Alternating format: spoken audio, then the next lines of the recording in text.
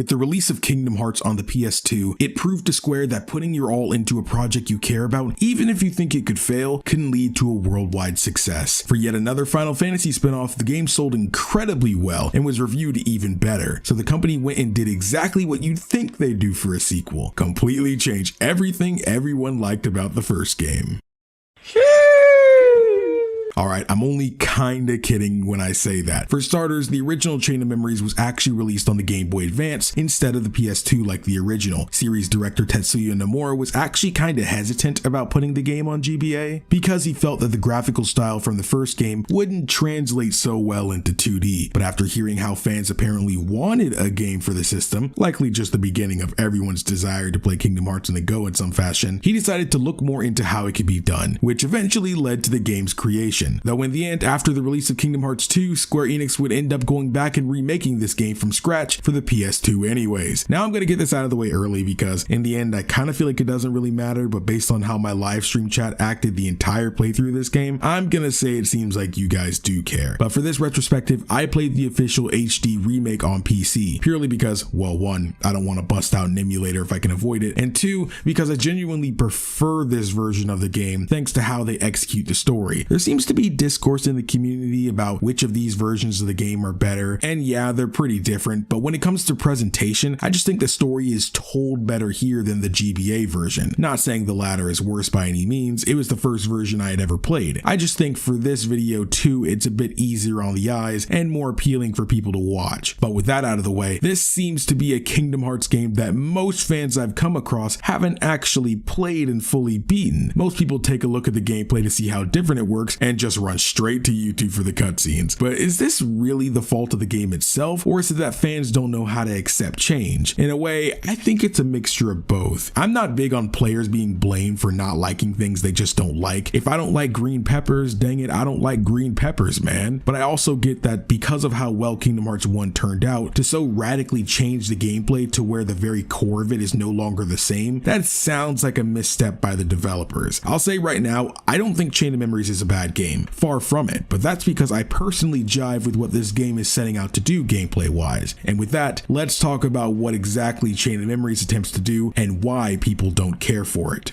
If you want to see more Kingdom Hearts retrospectives like this one, subscribing to the channel with the bell ring is the best way to let me know. So Chain of Memories is the first and only game to use this specific gameplay style, although a couple games adapted into their own things like the later Kingdom Hearts key games and The World Ends With You, but I'm sure we'll get to those eventually. But Chain of Memories uses a card battle system. Now, we're not talking Yu-Gi-Oh here, it's more of a mixture of classic action RPG and collectible card game. So in this game, you can't just use the attack button to attack like you could in the first game. In this game, everything is determined by cards: where you go, how you get there, and how you execute battle. So in this game, you have a deck of cards, all with an assigned number and art on it, like a normal card, I guess. So whatever card you're on is what action you can use. So when the battle begins, if you use the attack button while a Keyblade card is on the top of the deck, then Sora will attack. If there's a Cure card on top, he'll heal. If there's a Fire card, he'll cast it. Sounds simple enough, but where the strategy comes from starts with the numbers associated with each card. Because your enemies all use cards too, this is what determines what actions can be taken. You're free to use whatever you want when your enemies aren't doing anything though. Heartless like Shadows have extended periods of time where they just kind of don't attack, likely because they're just weaker enemies like the first game. But when they do play a card, if the numbered card they use is higher than the one you use, a card break will occur. You'll stagger as the enemy unleashes the attack. The same goes both ways though. If you manage to card break the enemy, then they'll be at your mercy. After your first level up, you'll realize this is really different too. You'll have the option to pick from an increase in HP, your health, CP, your card points, and a new sleight. We'll get into those in a moment. Personally, I feel the number one thing you should increase is your card points. The card system is the core of this game. An increase in card points will allow you to hold more cards in your deck, so it should be obvious how more cards can mean you'll last longer in a fight. This is important because with a limited amount of cards at your disposal, they couldn't make the player just be defenseless for the rest of the fight until they die. die, so they added a reload system where you can go to the blank spot in your deck while in battle and use this to reload your cards, though how this works can get a little complicated too. So after your first reload, the time it takes to do so again will double, then after that triple. This is a way to balance things out, because if you could just get your cards back whenever, then losing them isn't really a punishment. But the game takes it another step further, where just because you reload, it doesn't mean you get all your cards back. So you'll notice that sometimes when you reload, the display of your total number of cards will be less than the original number. The reason behind this is that when you stack cards together, you can create what's called a slight, a powerful move overshadowing any individual attack. When you use a slight, the first card in the stack won't come back after a reload. This sounds really punishing, especially since they already took the step of needing multiple reloads to get your cards back depending on how many times you've done it. But the reason this extra punishment was needed is because slights are just crazy powerful in this game. I'm serious. They're not only extremely difficult to just casually break for the enemy, but they can even be devastating to large groups of enemies who can't do anything about it. Some even snap this game in half. This makes it sound like you should prioritize your slights instead, but again, I still say your card points should be the focus. You can't even make the slights without more cards, and when using them, you'll lose out on a card for your next reload anyway. I try to make it where at least every 3 levels I'll get a new slight. This may make things a bit bland at first, since there's these flashy moves that not only look awesome but are strong too, but you can't use them. But I'd say it's worth it. The more you go around exploring the worlds and engaging in battle, the more cards you'll find to even be able to execute said slights. So being prepared just makes the most sense to me. I also think this because not every time you stack a card will be for a slight. Maybe you'll just want the old school 3-hit combo, or a combination of specific things like a heal and a couple attacks to complete the stack for a smaller chance of the cure being broken. So like I basically spelled out earlier though, slights are harder to break because their numbers add up, forming a higher one when the stack is complete. However, there's one more mechanic this game added that I feel is essential not only for the enemies but for the player as well, and that's the zero card. This card can be like any card, but the power it holds is of the strongest in the game and the weakest. It can break any card no matter how high the number, but in turn it can also be broken by any card whatsoever. This makes not only having them in your deck important for breaking enemy slights, but for how you go about using them and when. Use a zero card too early and it's nearly a guarantee that it'll be broken, not getting it back till a reload. It's also pointless to use them in a stack unless it's for a low numbered slight, because you'll be taking up a spot in the stack with no numeral gain for it. Again, incorporating them into your deck is vital. In fact, everything about the deck building in this game is important and will actively decide if you win or lose in battle. This is just another aspect of the combat system I freaking love. You don't actively set your decks while in battle, but the preparation for battle when doing this is so thrilling because it allows me to strategize even outside of combat. I get to imagine scenarios where these slights or this execution would serve me best. Zero cards in place, ethers in the right spot, an emergency card reload equipped to my shortcut. All of this lets me know how I can go about battle before it even begins, and I love that. I love the game making me weigh my options. Sometimes putting this Keyblade card here is nice, but I can get more out of it if I used a different kind of Keyblade for it, though the trade-off would be that it costs more card points to equip it, so sometimes you just gotta pick what you think is worth it. I also think setting up multiple decks is helpful too, because sometimes redoing an entire deck can take a hot minute, so setting up multiple decks for different approaches to combat I think can be really useful. Didn't stop me from forgetting to do this and spending time redoing everything multiple times on stream though. But you see, all of this is just what I love about this combat system. There's so much more to it than the other games, more in the sense of a different kind of experience. Here's something to know about me. I love complex battle systems, though complex doesn't always mean technical. I understand that games like Kingdom Hearts 1 and 2 are extremely technical and allow for crazy level 1 speedruns and stuff like that. I get it and I love that. However, I've always been a guy who likes putting crazy thought into decision making while in combat, not really reaction time and technicalities. It may be rooted in my turn-based upbringing. I know a lot of people my age or younger are all about the action-focused games over turn-based. They do have a greater and wider appeal, that's just a fact. But having these feelings that usually only turn-based games give me in an action game like Kingdom Hearts makes this specific entry one I can't just find myself disliking. It has its flaws for sure, but the combat system itself is sound, and I really enjoy the amount of thought that goes into it, and the punishment given for not rising above it. But this should all make it clear why even on the surface many fans felt turned off from the game. It doesn't help that these are the second most poorly executed worlds in the series.